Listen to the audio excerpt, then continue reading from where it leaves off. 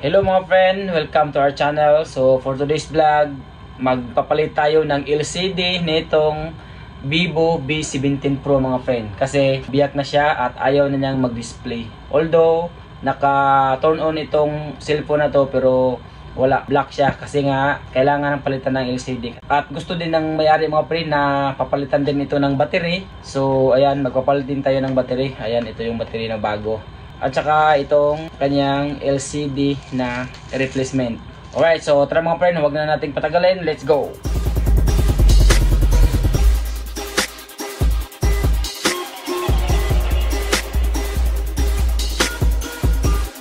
Okay, so ito po yung una natin gagawin mga friend. Tanggalin natin itong back cover niya.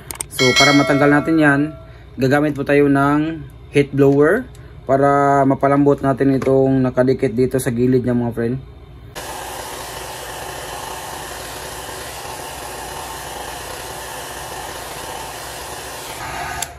Alright, so next po natin gagawin mga friend, kailangan po natin gumamit ng manipis na plastic para matanggal natin itong back cover niya. So una natin gagawin ay gamitin muna natin itong steel pick para mapaangat muna natin kahit konti. Ayan, so pag umangat na siya mga friend, kailangan natin ipasok itong, okay, medyo malambot na siya mga friend kasi nga nainit na natin. Ganyan, sikwatin natin ang dandahan dito sa gilid niya mga friend para matanggal yung nakadikit na adhesive niya. Ayan. Ayan. So, as you can see, madali lang siyang tanggalin mo friend. Ayan. So malambot na kasi siya. Kailangan po natin tanggalin dito mga friend itong takip na to gamit ang maliit na positive screw mga friend.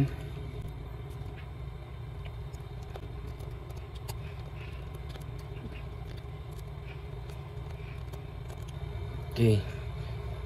Tapos maganda din mga friend pag meron tayo nitong magnetic pad mga friend. Para dito natin ilalagay ang ating mga tornilyo para hindi tatalsik kasi naka-magnet yan. Hilahin natin to, itong maitim na plastic. At nakalock pa isa. Yan. Lagyan natin dyan. Okay. May dalawa pang tornilyo na naiwan. Huwag natin kalimutan na i-safety yan. Safety muna natin para siguradong hindi mawala. Alright. So ngayon, ito yung tatanggalin natin mga friend. Ito nasa gilid. Ito yung connector ng LCD. Yan. So natanggalan natin yan. Ngayon, para matanggal natin itong LCD, kailangan natin gumamit uli ng heat blower. Okay, so takpan muna natin ang mga tornilyo para hindi lilipad.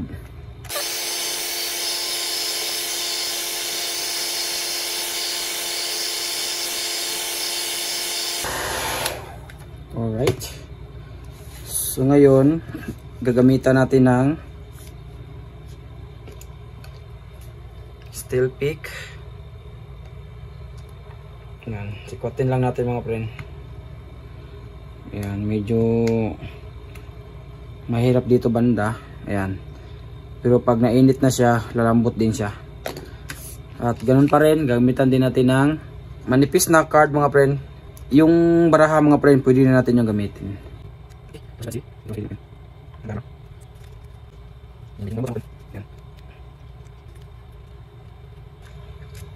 Okay.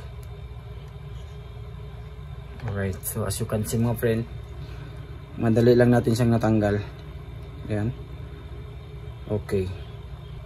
Kailangan natin itong tanggalin ang charging port at disconnect natin itong mga connector. Yan, mga flex cable yan. Tanggalin muna natin to. Yan, maliit na cable. Yan.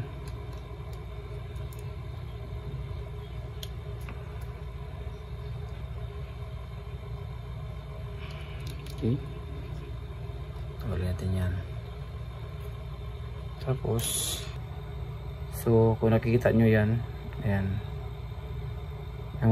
Yung maliit dito, tulak natin. Ayan, yan. Okay. So, ibig sabihin, wala na yung kumakapit mga friend. May lock siya dito. Konektado dito mga friend. Yan. Tapos, yan. Ito. Sikutin natin dito mga friend. Ayun. So, natanggal na siya mga friend. So, natanggal natin ang charging port. Ayan.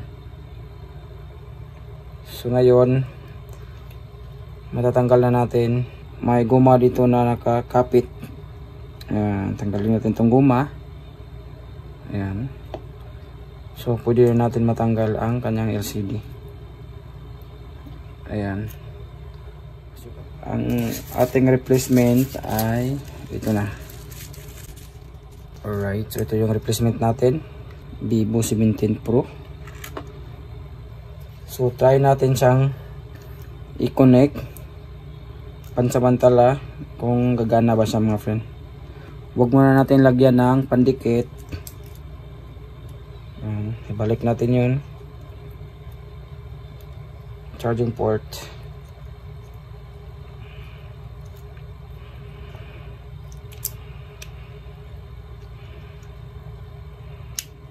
Okay.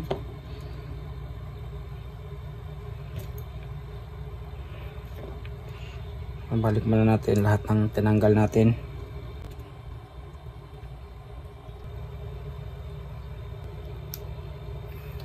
Alright. Natanggal na yan.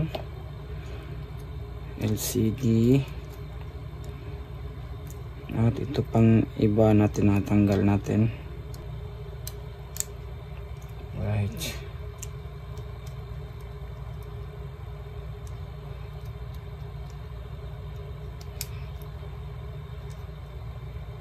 So lahat na natanggal natin, ibalik natin. Pansamantala mga friend para ma-test natin.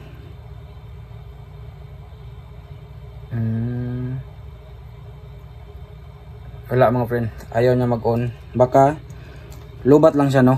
So itong bagong battery ikabit na lang din natin.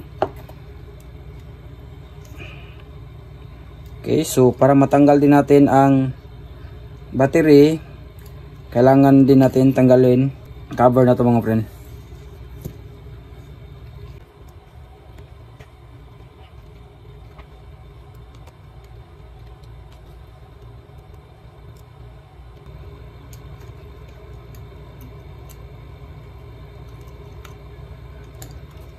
Okay, so ayaw nang sumama mga friend sa magnet. Pero ayan, tanggal na siya no. Ito yun. Ayan. Alright, so ito yung takip nya. So ngayon, disconnect natin ngayon ang battery mga friend. Ayan. Itong connector na to, maliit. Okay. At tanggalin muna natin tong flex cable na to. Ayan. Para matanggal natin tong battery, itong green mga friend na sticker, ito yung hihilahin natin. Dahan-dahan lang. Ay, sabi ko dahan-dahan pero bigla siyang natanggal mga friend. Alright, so baka lubat na yan. So ito yung part number niya mga friend, original na battery niya, ayan. Model B-H1, right? At ang bago, ito. Ayan. Pareho sila mga friend. Model B-H1. Okay. So ngayon, connect na natin.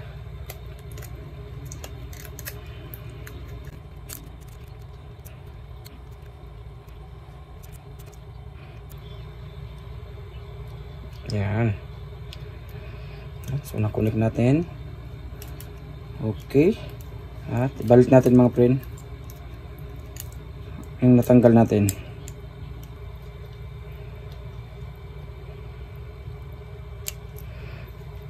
Yan. Alright. Okay, so ngayon try natin i-turn on mga friend.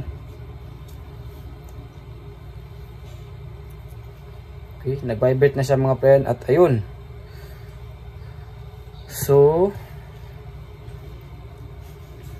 mukhang successful tayo mga friend kasi nag-display na ang kanyang LCD. Alright. So tingnan lang natin kung meron ba itong passcode. Tingnan natin kung meron. Ayan. So may passcode siya mga friend. So hindi lang natin yan pakialaman. Emergency. Try natin. 1, 2, 3, 4, 5, 6, 7, 8. Ayan. Gumana siya mga friend. Okay na siya. Ayan. Cancel natin. Cancel. Okay. So as you can see, kahit hindi natin nabuksan, nakita naman natin mga friend na okay yung touch response niya. At turn off natin. Fix na natin to. Lagyan na natin ng pandikit mga friend. So at least nakikita natin na good siya mga friend. Make sure mga friend na malinis to dito mga friend itong lapatan ng LCD.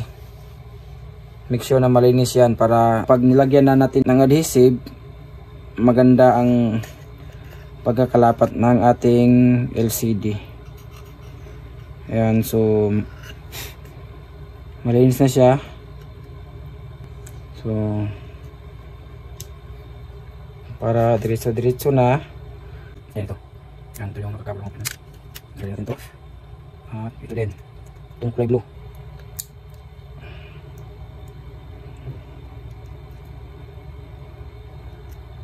Alright. So tupi lang natin yan. Ganyan. Okay, so ngayon maglalagay na tayo ng adhesive para malapat natin ang LCD.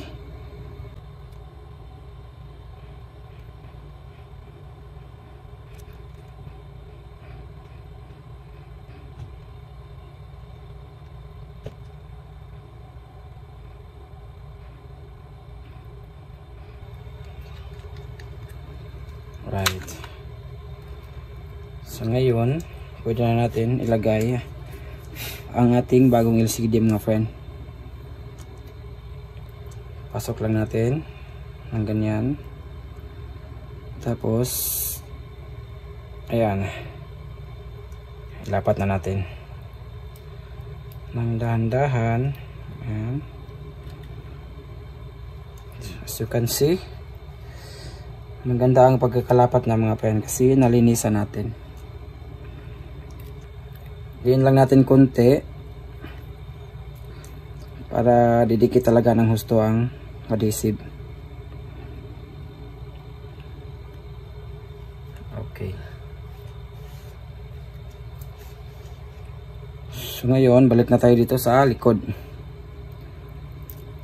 Alright, balik na natin yung tinanggal na natin na guma mga friend. Tapos itong charging port.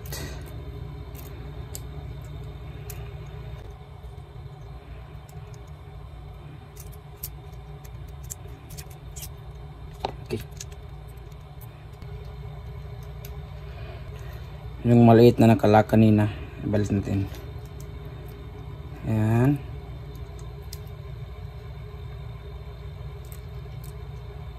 Okay. Make sure mga friend na wala tayong nakalimutan para hindi na natin babaklasin uli ito. May maliit pa.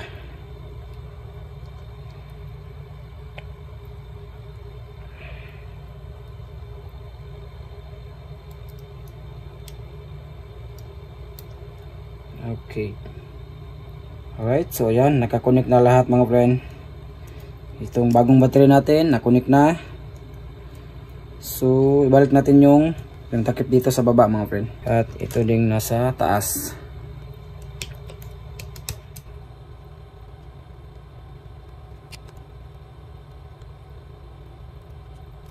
So next, tatakpan natin mga friend. Ibabalik na natin itong back cover niya mga friend. At huwag kalimutan mga friend na linisin din natin.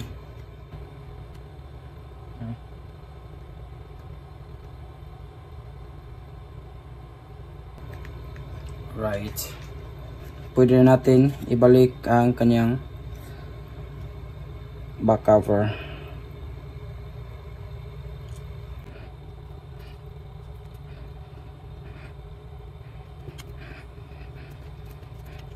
At siyempre wag natin kalimutan itong SIM card. At ngayon, buksan na natin mga friend. Ayan. So, okay na siya mga friend. Alright, so ito na mga friend ang ating lumang Vivo V17 Pro. Okay, so salamat po mga friend sa pagpanood nitong ating video at sana po ay meron kayong natutunan at sana po ay meron kayong nakuha kahit kunting idea mga friend. Right, so kung hindi ka pa po nakapag-subscribe sa ating channel mga friend, huwag niyo pong kalimutan mag-subscribe at pindutin niyo na rin ang notification bell para maging updated po kayo sa susunod nating mga uploads.